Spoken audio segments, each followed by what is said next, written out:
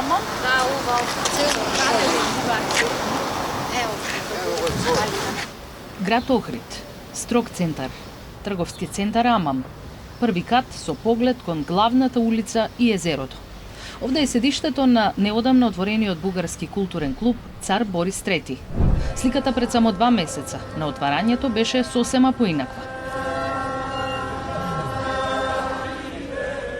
Сега полициско обезбедување околу клубот нема. 2 дупки на излогот укажуваат на оштетување. Нема табла, а ролетните се спуштени. Пред нашето доаѓање во Охрид, неколку недели се обидувавме да го исконтактираме основачот на ова здружение Томе Блажески, но попусто. Не се откажавме ниту во дожливиот викенд додека стоевме пред клубот и имавме среќа. Блажески крена на телефон, но одбиваше да се сретнеме, да ни го отвори клубот и да ни даде изјава. Сакам да ви дадам шанса, сакам да се видиме. Ние три шанса да ви дадеме за Европска унија, господио. А однадвор е невозможно да се види внатрешноста на клубот, но според официјалната страна на Facebook, во објектот има литература, фотографии и мебел. Оваа страница на социјалните мрежи е отворена и достапна за сите, а таму, иако малку на број, има и куси видеа поврзани со овој клуб.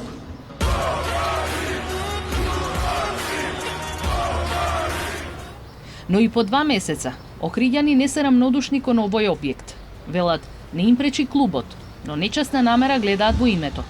Мене не ми пречи самото име на тој центар. Зошто? Па затоа што тој човек е бил соработник на фашистите, а нели ние, нашава држава, воопшто имаме антифашистичко продолжение на незиното притисување. Што ќе ми е таков културен центар, јас го нашиве да одам не во културни бугарски. Нека бидите исто и таму клуб да се отвори во Софија, пример. А иначе сета работа тоа е од политичарите. Иначе овдека во Охрид стално доаѓа бугари. Слично како и со граѓаните, и првиот човек на Охрид, градоначалникот Кирил Пецаков, гледа провокација во бугарскиот културен центар Цар Борис III.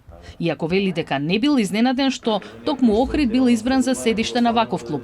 Не можам да кажам дека сум бил изненаден гледајќи каква е агресивноста, односно начинот и принципот на кој што Бугарија како држава навлегува и создава дали здруженија, дали понатаму вакви некакви си културни центри и сега конкретно за изборот зошто тука и каде, гледајќи ја и бројноста не ми е логично. Ова е работа на државата, колку државата потврдила и дозволила да можеме да се именува клуб по фашисти, малце и некој кој што сме се борели не само како држава, туку и како свет. Но бугарскиот клуб во Охрид беше продолжение на еден ист таков во Битола. На помошна уличка која излегува директно на Широк сокак, веднаш спроти познатата зграда на некогашниот пионерски дом, се наоѓа клубот Ванчо Михајлов. За разлика од оној во Охрид, лицето на овој објект е далеку попредставително. На вратата не пишува кога е работното време, но со сигурност се уверивме оти внедела не работи.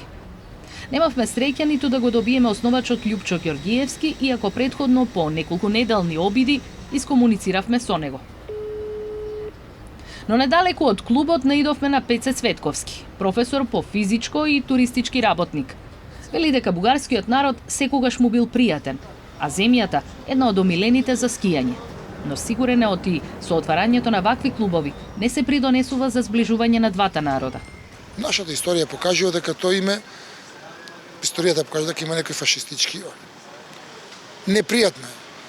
Да беше клуб со друго име, со све прв ќе одев да го видам што има, како има, што можеме да направиме размена, да патуваме, да одиме во Бугарија, да ми понудите нешто кај што јас ќе одам да видам нешто што не сум видел во Бугарија. Чувствата на професорот ги делат и повеќето наши соговорници со кои го поделивме неделното попладне на Широк сокак. Провокација чиста. Нормално, ние сме македонци и не можеме ние да видиме бугари. Како место и како бугарски клуб, да не велам, нема никаков проблем со мене лично, но самиот факт дека ние не сме прифатени за да нема наш македонски клуб во Бугарија, тоа е факт што ме иритира и мене и многу други граѓани. Клубот Ванчо Михајлов беше отворен помпезно, со посета на тогашната бугарска политичка елита.